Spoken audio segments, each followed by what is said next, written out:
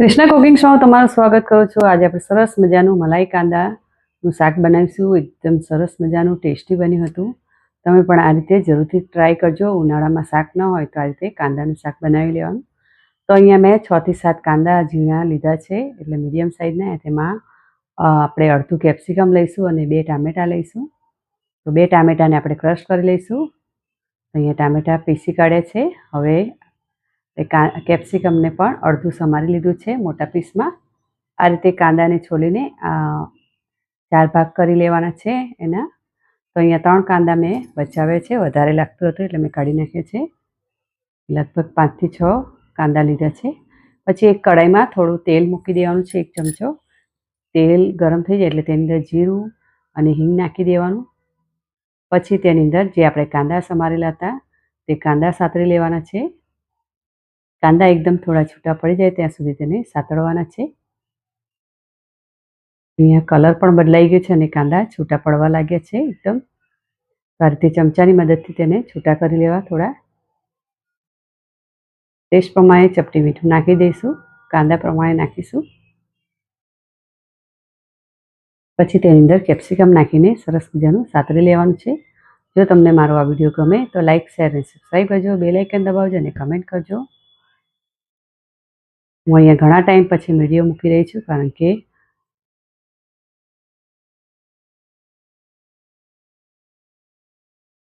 હું બીમાર હતી એટલા માટે મેં ઘણા સમય પછી વિડીયો મૂક્યો છે। તો અહીંયા અડધી ચમચી આપણે આદુ લસણની પેસ્ટ અને અડધી ચમચી લીલા મરચાંની પેસ્ટ નાખીને તેને સરસ મજાનું સાતળી લેવાનું છે। પછી અહીંયા જે આપણે ટામેટાં ક્રશ કર્યા હતા તેને પણ નાખીને સાતળી લેવાનું છે સરસ મજાનું। તેલ છૂટે ત્યાં સુધી તેને સાતળવાનું છે। ખૂબ જ ટેસ્ટી બન્યું હતું આ શાક। તો ચપટી મીઠું બીજું નાખીશું અને તેની અંદર 1 ચમચી લાલ મરચું, 1/4 જેટલી હળદર અને 1 ચમચી ધાણા પાવડર નાખીને સરસ મજાનું તેને મિક્સ કરી લેવાનું છે।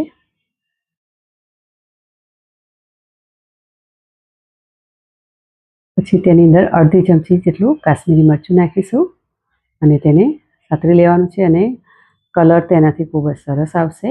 તમે જોઈ શકો છો એકદમ સરસ કલર દેખાય છે। તેમાં ચપટી આપણે ગરમ મસાલો નાખીશું। જો તમારે નાખવો હોય તો નાખી શકો છો, નહીં તો ઓપ્શનલ છે। અડધી ચમચી જેટલી કસૂરી મેથીને ક્રશ કરીને નાખી દેવાની છે, તે પણ ઓપ્શનલ છે। પણ આ નાખવાથી ખૂબ જ ટેસ્ટ સરસ આવે છે અને ટેસ્ટી પણ લાગે છે। આપણે મિક્સરના બાઉલમાં થોડું પાણી નાખીને આપણે તેમાં નાખી દેવાનું છે કઢાઈમાં અને તેને હલાવીને થોડીવાર ઢાંકી દેવાનું છે।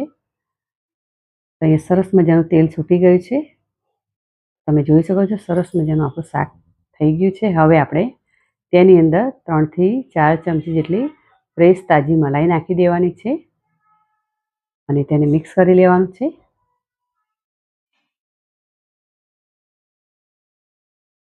પાછું 2 મિનિટ ઢાંકી દઈશું અને સરસ મજાનું તેલ છૂટવા દેવાનું છે।